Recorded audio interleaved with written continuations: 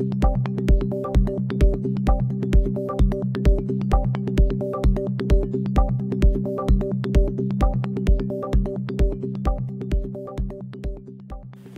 tal? Muy buenas noches. ¿Cómo están ustedes? Bienvenidos a su programa Foro Potosino, un programa de debate y análisis político-jurídico. Esta noche en el estudio, como de costumbre, nos acompañan la maestro Jorge Chalpalau. Jorge, muy buenas noches y gracias por acompañarnos.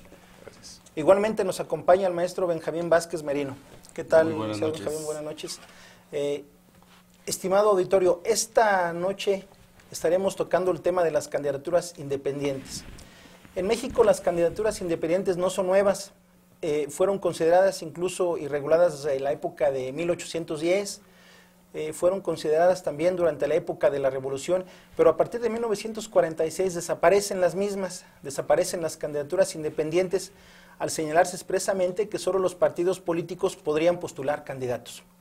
Hoy en día no existe la posibilidad de que los candidatos independientes puedan participar en elecciones populares. Esa competencia hoy en día, repito, es exclusiva de los partidos políticos. En San Luis Potosí, como ustedes saben, pronto serán incluidas las candidaturas independientes. ¿Ello es bueno? ¿Es malo?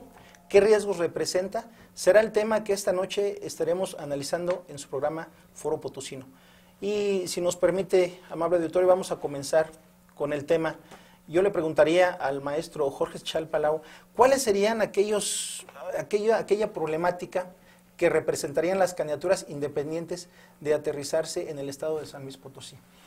Yo creo, Martín, que básicamente podemos escuchar muchas voces que critican el tema de la candidatura independiente en función de supuestos riesgos que pudieran existir, por ejemplo, en el tema del financiamiento, es decir, de dónde se van a obtener los recursos para financiar estas campañas, en lo que tendría que ver la inclusión de dinero sucio en las campañas electorales, lo que sería la forma de poder controlar el número de candidatos independientes que pudieran realmente tener una representatividad para efecto de poder actuar en un proceso.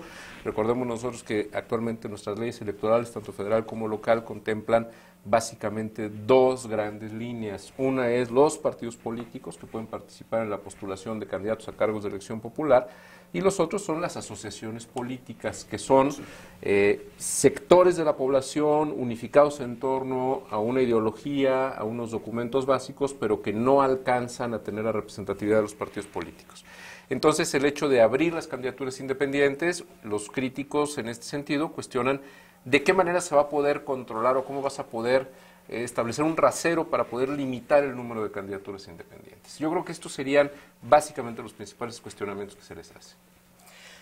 Efectivamente, bueno, como todavía no tenemos un marco, un proyecto de iniciativa que tenga que ver con las candidaturas ciudadanas, a diferencia, por ejemplo, de estados como Quintana Roo, como Zacatecas, que ya se está incluso trabajando con las candidaturas ciudadanas, pues en San Luis Potosí estamos comenzando apenas a trabajar este tema.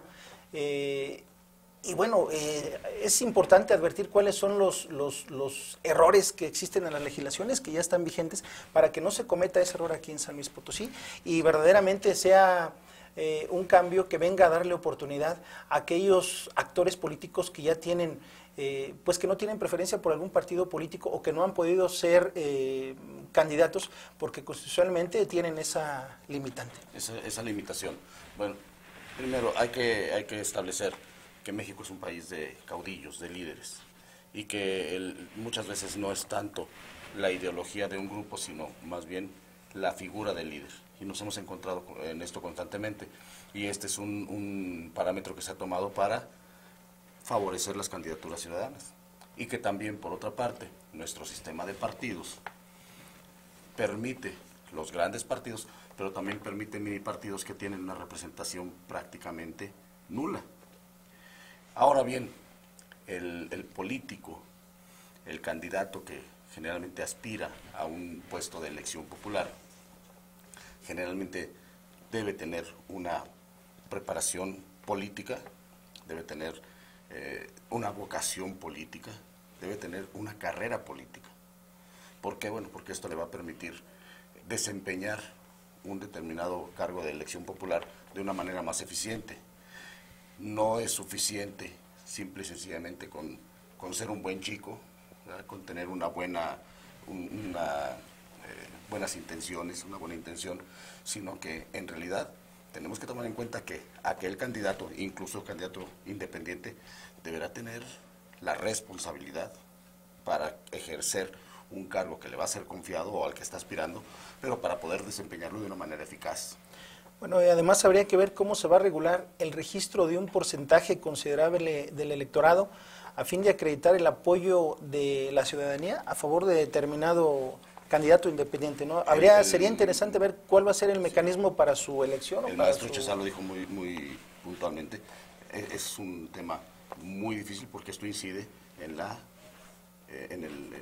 los dineros, pues, en las cantidades que se van a destinar para las campañas, y que en esto se tiene que ser sumamente cuidadosos. ¿Cuáles serán los topes de campaña? ¿Serán los mismos para un candidato de algún partido político que para algún candidato independiente? Creo yo que Benjamín pone el dedo en la llaga. Creo que es muy importante, utiliza el término caudillo, y en efecto creo que ahí es en donde está la clave. Lo que pasa es que es un problema que se articula desde diferentes vertientes. Tú estás hablando de lo que sería el tope de los gastos de campaña. De entrada, tratándose de candidaturas independientes, no debería de existir un apoyo público, dinero público, a ningún partido y a ningún candidato. Es decir, deberíamos de caer en el financiamiento privado. Lo que debería de hacer el Estado es la fiscalización del financiamiento privado. Pero ¿por qué? Porque de otra manera el mismo Estado tendría que gastar más. Es decir, tendría que gastar más porque va a tener que gastar en los partidos reconocidos como tales, pero además en los candidatos independientes. Y como no hay una forma de poder limitar el número de candidatos independientes sobre criterios objetivos de ideología o de sectores de la población, etcétera, vamos a tener ahí un grave problema. Doy un ejemplo, el caso de la izquierda mexicana. Es un abanico muy amplio, es decir, el PRD es solo uno de los partidos de la izquierda mexicana, pero el Partido del Trabajo es otro, y otros partidos que incluso han desaparecido. Están atomizados. Así es, entonces, y que además tiene que ver con la misma naturaleza de las ideologías de izquierda. Y entonces eso hace, si la ideología de izquierda hablaba de la revolución permanente, bueno, lo vemos permanentemente en los partidos de izquierda, cómo se dan estos conflictos que son consubstanciales a su propia ideología. Entonces, ahí habría un problema. Yo creo que para que las candidaturas independientes funcionen, debe de buscarse un sistema distinto de financiamiento de las campañas, que tendría que ver con un endurecimiento de la fiscalización, pero no entregar dinero público para que los partidos o los candidatos se financien. Esto del financiamiento público se hizo precisamente para prevenir que no entrara dinero negro en las campañas. Y de todos modos, entra dinero negro en las campañas. A final de cuentas, sí. Así es, y porque no se está cumpliendo con la fiscalización como debe de ser. Entonces, creo yo que más bien habría que gastar ese dinero, en lugar de dárselo a los partidos para las campañas, en establecer los mecanismos de fiscalización. Ahora, decía yo que Benjamín utilizó la palabra caudillo y que eso es fundamental. Sí, en México tenemos una disparidad enorme con la definición de ideologías con el resto del mundo y con lo que tiene que ver con la personalización de la política. Es decir, no importa cuál es la ideología, sino lo que importa es quién lo dice. Y entonces tenemos la imagen personal. Y entonces tenemos esa personificación de la ideología en una persona. Realmente Andrés Manuel López Obrador, por ejemplo, no podríamos definir la ideología de Andrés Manuel López Obrador si quisiéramos abordarlo desde el punto de vista meramente académico o intelectual. Pero sí podemos hablar de López Obradoristas, porque creen en lo que dice Andrés Manuel López Obrador. A ultranza. Sí, que además son radicales. Entonces, ahora, por ejemplo, otro detalle. En México, cuando hablamos de liberales, hablamos de personas de tendencia progresista y un tanto de izquierda, con ciertos matices de izquierda. En el resto del mundo, cuando se habla de liberales, es de derecha. Es decir, si hablamos en el resto del mundo, fuera de las fronteras mexicanas, gente como Mario Vargas Llosa, como su hijo Álvaro Vargas Llosa, como Plinio Apuleyo Mendoza o como Carlos Montaner, que son los grandes representantes de la literatura política liberal internacional, son de derecha. Así es. Y en México, ellos serían considerados conservadores, cuando en realidad en el resto del mundo son liberales. Entonces, mientras no tengamos esa definición, realmente lo que se va a hacer es personificar las candidaturas. Históricamente así ha sido.